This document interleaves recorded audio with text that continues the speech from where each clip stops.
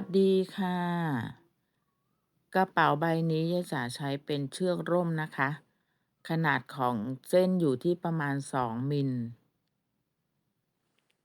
ส่วนเข็มก็จับคู่กับ5/0ค่ะสำหรับตัวสินค้านะคะเดี๋ยวยายจ๋ามีแปะลิงก์แนะนำไว้ให้นะคะเพื่อนๆสามารถเข้าไปรับชมได้เลยค่ะมาเริ่มต้นนะคะใบนี้ไม่ยากค่ะเราจะถักเป็นแผ่นวงกลม2 แผ่นแล้วนำมาถักประกบกันนะคะ เราทำเมจิกลิงแล้วก็ให้ล็อกด้วย1โซ่เป็นแถวแรกนะคะให้เพื่อนๆถักลายซิงเกิลโครเชต์ลงไปในเมจิกลิงนะคะจำนวน8 ครั้งสำหรับแถวที่1ค่ะ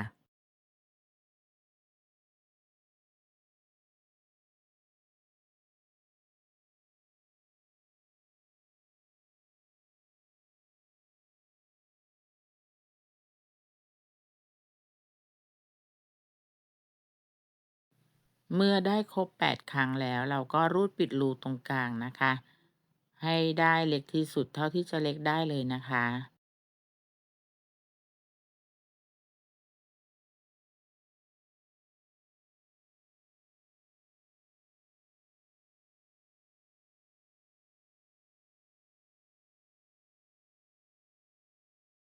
เสร็จแล้วเราปิดแถวแรกนะคะ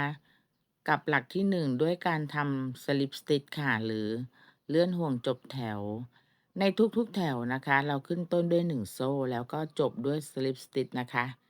มาต่อกันแถวที่2ค่ะ1โซ่สำหรับแถวที่2นะคะเราจะถักในทุกๆหลักค่ะเราจะถักลงไปหลักละ2ครั้งนะคะ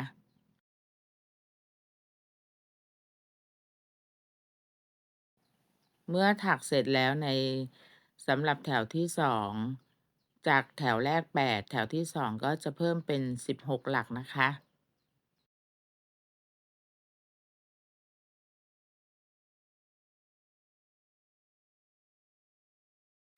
เมื่อครบแล้วมาจบแถวค่ะ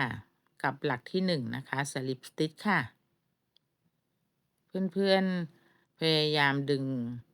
ให้แน่นนะคะเวลาที่จบหลักเพื่อไม่ให้เกิดเป็นปมขึ้นแถวใหม่ค่ะแถวที่3 1โซ่เหมือนเดิมนะคะเสร็จแล้วแพทเทิร์นสำหรับแถวนี้นะคะหลักที่1เราจะทำ1ครั้งหลักที่2นะคะจะถัก2ครั้งนะคะ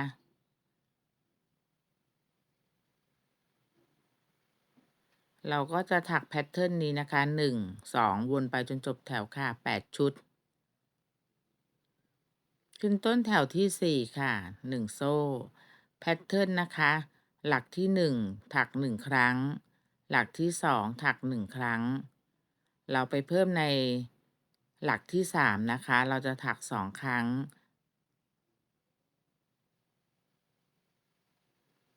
ถักซ้ำให้ดูอีก1ชุดนะคะ1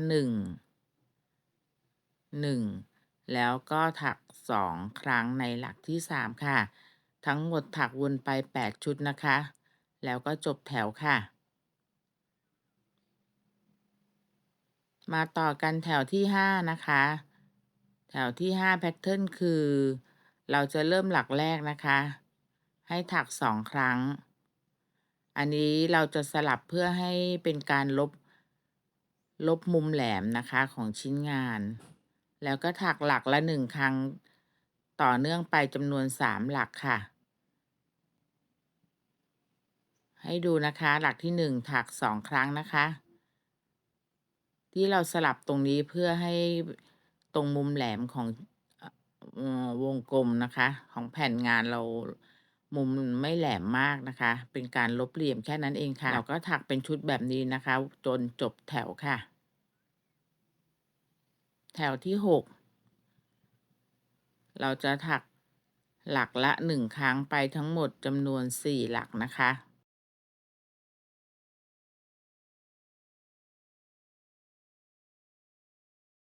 แล้วไปเพิ่ม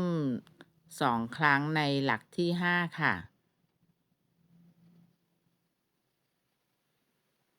ถักวนไปนะคะจนจบแถว แถวที่7ค่ะแถวที่7นะคะหลักแรกสลับนะคะกลับมาถัก2ครั้งในหลักแรกแล้วเราก็จะถักหลักละ1ครั้งต่อเนื่องกันไปทั้งหมดจำนวน5หลักค่ะ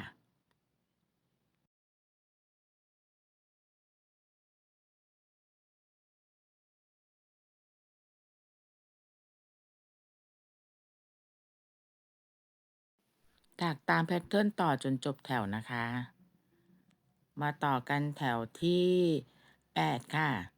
สำหรับแถวที่8นะคะเราจะไม่เพิ่มจำนวนหลักแล้วนะคะอันนี้เพื่อให้ชิ้นงานเราไม่ย้วยนะคะเราจะถักลงไปหลักละ1ครั้งทั้งหมดจำนวน56หลักนะคะจำนวนหลักเนี่ยจะใส่ไว้ให้ในเครื่องหมายเท่ากับนะคะในแต่ละแถวเพื่อนๆถ้าไม่แน่ใจก็ลองนับหลักดูก่อนนะคะต่อไปค่ะเมื่อจบแถวนี้แล้วงานเราจะไม่ย้วยนะคะเรามาต่อแถวที่9ค่ะแถวที่9เราจะมาเพิ่มจำนวนหลักนะคะเราจะถักลงไปหลักละ1ครั้งนะคะทั้งหมด6หลักต่อเนื่อง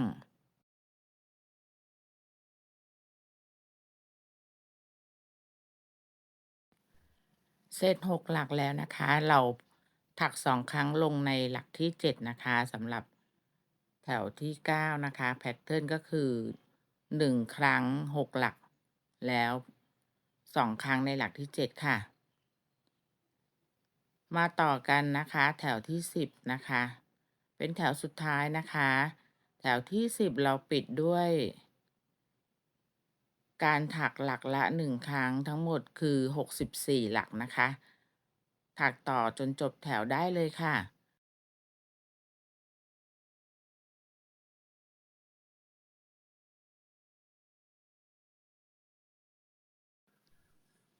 ใบนี้ยายจ๋าถักอยู่ที่ทั้งหมด10แถวนะคะมาดูขนาดที่ได้นะคะความกว้างของแผ่นนี้นะคะ10แถวจะอยู่ที่ประมาณ11เซนครึ่งนะคะเพื่อนๆปรับขนาดได้เลยนะคะตามต้องการถัก2แผ่นค่ะขั้นตอนต่อไปเราจะทำ2แผ่นนี้มาถักประกบกันนะคะโดยใช้การถักเชื่อมด้านข้างนะคะด้วยการถักโซ่ก่อนนะคะสำหรับแถวแรกนะคะขนาดความยาวของโซ่คือ16โซ่นะคะอันนี้จะเป็นความกว้างของด้านข้างกระเป๋านะคะ16โซ่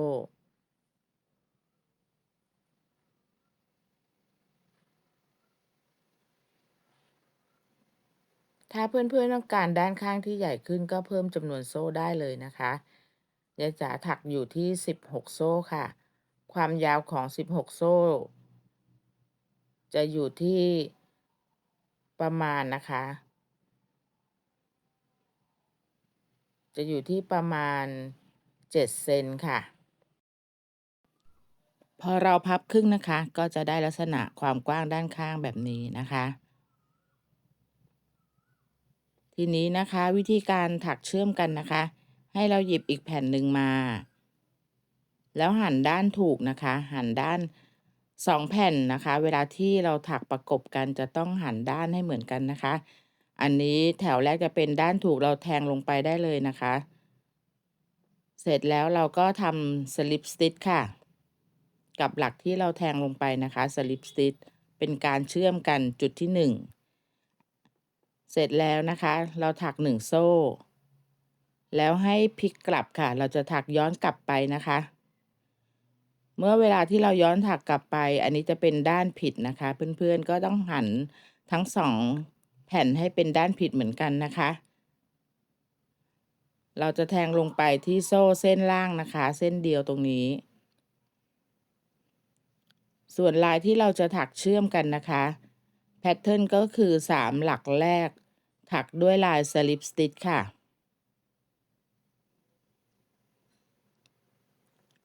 ชุดต่อไปนะคะจำนวน10หลักเราจะถักด้วยลายซิงเกิลโครเชต์ค่ะ สำหรับการปรับเปลี่ยนแพทเทิร์นนะคะ ถ้าเพื่อนๆขยายขนาดของด้านข้างจำนวนโซ่หรือจะทั้งปรับเพิ่มขึ้นหรือจะลดลงนะคะ ก็ปรับตัวแพทเทิร์นตรงนี้ไปด้วยนะคะ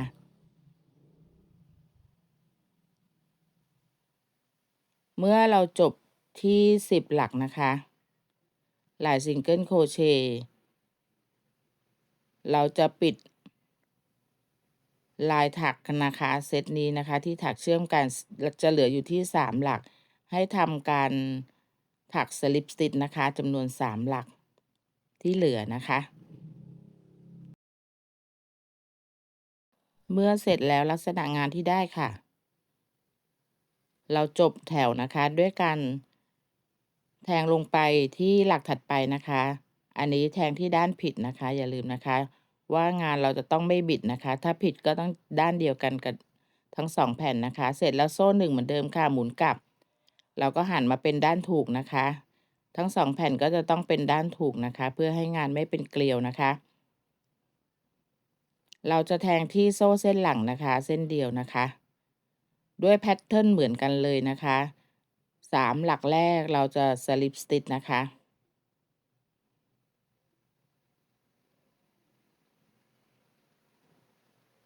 เสร็จแล้วหลัก10หลักถัดไปนะคะเราถักด้วยลายซิงเกิลโครเชต์ค่ะ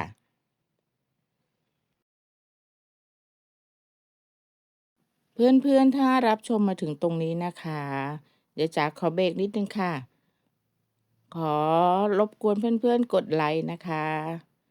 แล้วก็อย่าลืมกดแชร์ให้ด้วยนะคะเพื่อแบ่งปันผลงานของยายจ๋านะคะสำหรับเพื่อนใหม่ค่ะถ้าเพิ่งเข้ามารับชมถึงตรงนี้นะคะอย่าลืมกดติดตามกันไว้ด้วยนะเมื่อเราถักมาครบ10หลักนะคะก็เหมือนเดิมค่ะจะเหลืออยู่ที่จำนวน3หลักนะคะเราสลิปสติชได้เลยค่ะ3หลัก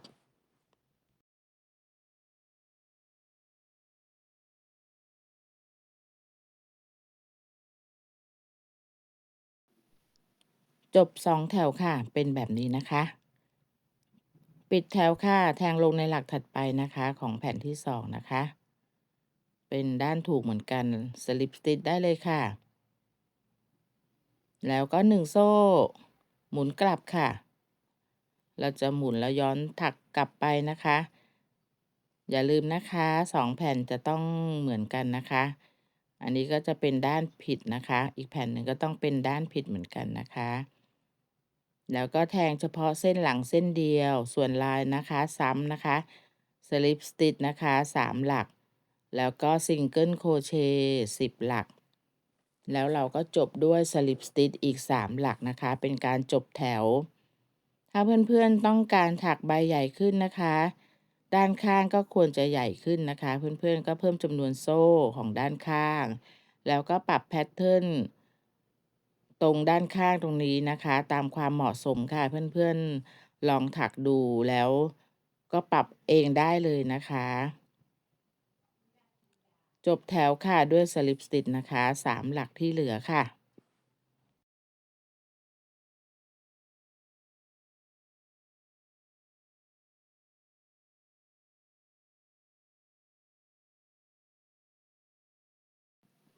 เหมือนเดิมนะคะ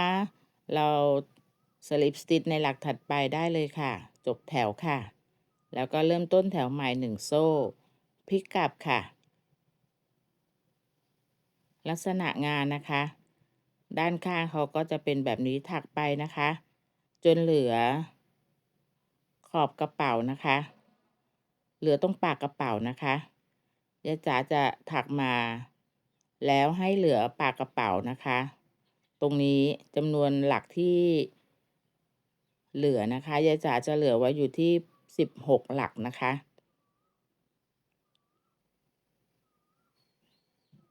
เสร็จแล้วเราก็จะมาปิดแถวสุดท้ายนะคะ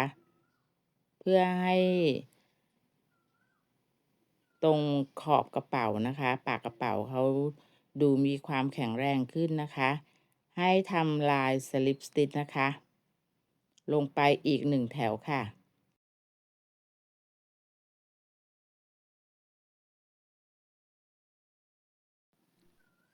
สำหรับตัว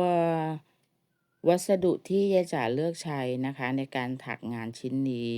ก็เป็นเชือกล่มแล้วก็เข็มโครเชต์เดี๋ยวยายจ๋าจะมีแนะนำตัวสินค้าไว้ที่หน้าคลิปนะคะเวลาที่เพื่อนๆสนใจนะคะสามารถกดเข้าไปดูก่อนได้เลยนะคะจะเป็นลิงก์ที่วิ่งไปที่แอปสำหรับช้อปปิ้งนะคะที่ระบบเขามีไว้ให้นะคะเพื่อนๆเพื่อความสะดวกนะคะลองกดเข้าไปดูก่อนได้เลยค่ะมาปิดตรงนี้นะคะเป็นการถักเชื่อมมาแผ่นด้านข้างแล้วก็ถักต่อไปได้เรื่อยๆเลยค่ะหลักละ1ครั้งเพื่อนๆถักวนไปได้เลยนะคะอันนี้จนจบแถวนะคะมาถึงตรงช่วงสุดท้ายของแถววิธีการจบแถวนะคะเดี๋ยวมาดูวิธีการจบแถวยายจ๋าจะใช้ตัวเข็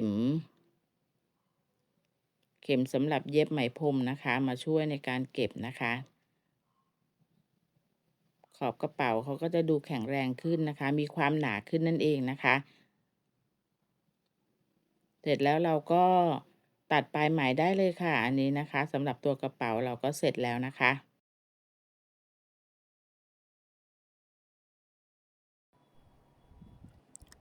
ถ้าเพื่อนๆท่านไหนนะคะมีข้อสงสัยนะคะในการดูคลิปแต่ละคลิปแล้วก็สงสัยก็สามารถพูดคุยกับยายจ๋าได้นะคะในช่องแสดงความคิดเห็นค่ะยายจ๋าจะทยอยเข้าไปตอบให้นะคะถ้าสามารถตอบได้นะคะ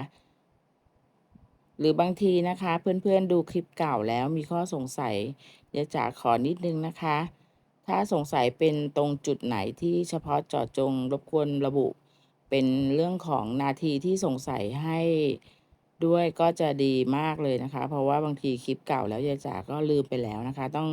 กลับไปนั่งย้อนดูถ้าระบุนาทีมาเลยก็จะง่ายต่อยายจ๋านะคะอันนี้ฝากไว้นิดนึง ขั้นตอนการเก็บปลายไหมนะคะเราก็เก็บเข้าไปข้างในให้เรียบร้อยค่ะไม่มีอะไรนะคะทีนี้เรามาถักอีกแผ่นหนึ่งนะคะสำหรับตัวฝากระเป๋าค่ะสำหรับตัวฝากระเป๋ายายจ๋าใช้แพทเทิร์นเหมือนตรงตัวกระเป๋านะคะอันนี้แพทเทิร์นเดียวกันนะคะถักอยู่ที่10แถวนะคะเรามาถักเพิ่มอีกแค่1แถวนะคะให้เขามีความเก๋ขึ้นมานิดนึงลายที่จะใช้ถักก็คือ2โซ่แล้วสลิปสติชในหลักถัดไปค่ะเป็นเหมือนลายระบายริมนะคะถัก2โซ่ค่ะแล้วก็สลิปสติชนะคะหลักถัดไปค่ะเราจะถักด้วยแพทเทิร์นนี้นะคะไปทั้งแผ่นเลยนะคะทั้งแถวเลยนะคะเพื่อนๆถักต่อให้เสร็จได้เลยค่ะ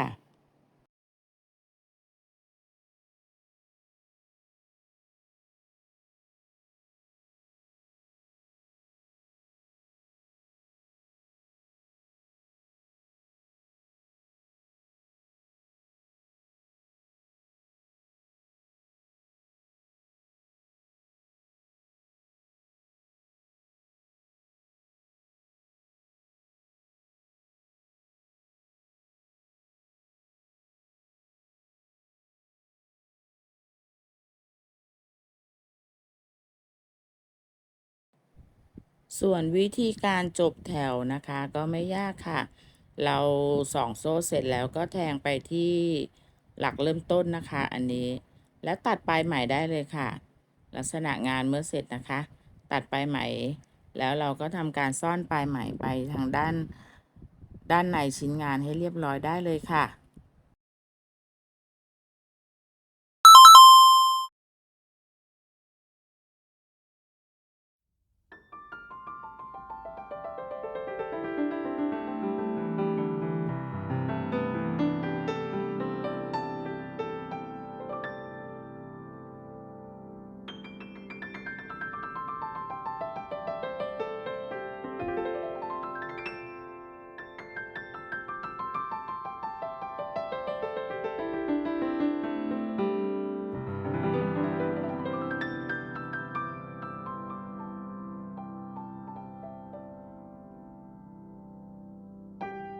เ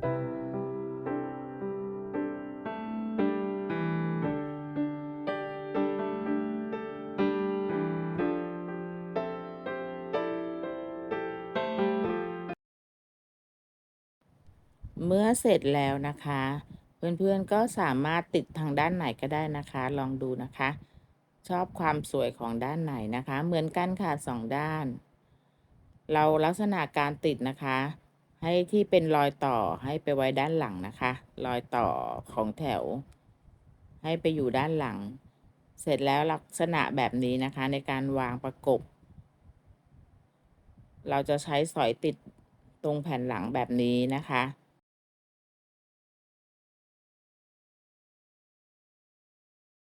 ก่อนที่เย็บติดนะคะมีวิธีการนะคะก็คือก่อนอื่นจะวัดให้ดูนะคะขนาดของกระเป๋าความกว้างสุดเลยนะคะอยู่ที่ประมาณ7 นิ้วค่ะแล้วก็ให้เพื่อนๆนะคะใช้วิธีการเนาติดไว้ก่อนนะคะอาจจะใช้เป็นตัวเข็มหมุดนะคะเนาไว้ก่อนหรือจะใช้เป็นตัวได้เปื่อยๆเนาไว้ก็ได้นะคะเพื่อที่จะได้ให้มีความแม่นยำในการเย็บติดนะคะส่วนวัสดุที่จะนำมาใช้เย็บติดเป็นตัว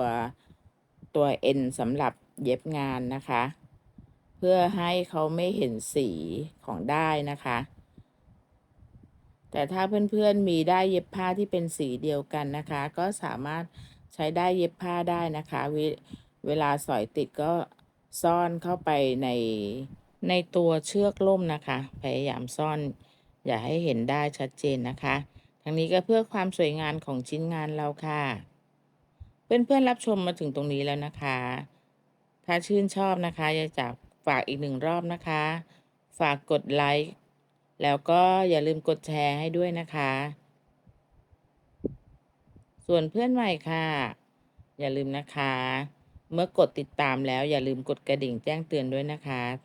เพื่อที่จะได้ไม่พลาดในการรับชมเวลาที่จะลงคลิปใหม่ๆนะคะสำหรับการสอยติดนะคะอันนี้ขึ้นอยู่กับเทคนิคของเพื่อนๆนะคะจะแทงขึ้นแทงลงหรือว่าจะเกี่ยวทีเดียวนะคะเพียงแต่ขอให้เก็บตัวได้ที่นำมาสอยติดให้เรียบร้อยนะคะซ่อนเข้าไปในตัวเชือกล่มอย่าให้เห็นนะคะ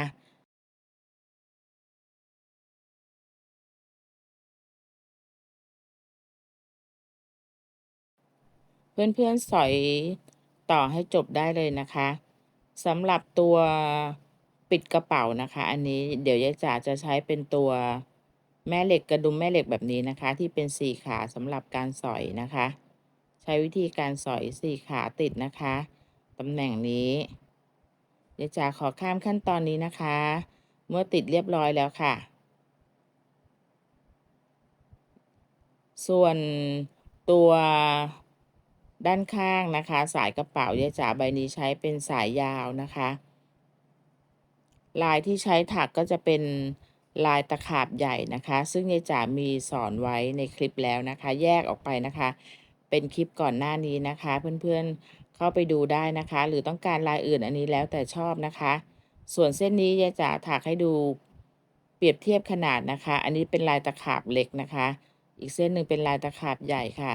เลือกได้ตามชอบนะคะยายจ๋ามีทั้ง2 คลิปแล้วนะคะวิธีการสอนส่วนการติดก็เกี่ยวไปที่ด้านข้างแบบนี้ได้เลยนะคะ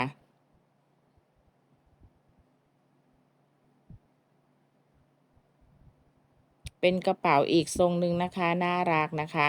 ทีนี้วิธีการเพิ่มความเก๋ให้กับตัวกระเป๋าใบนี้นะคะ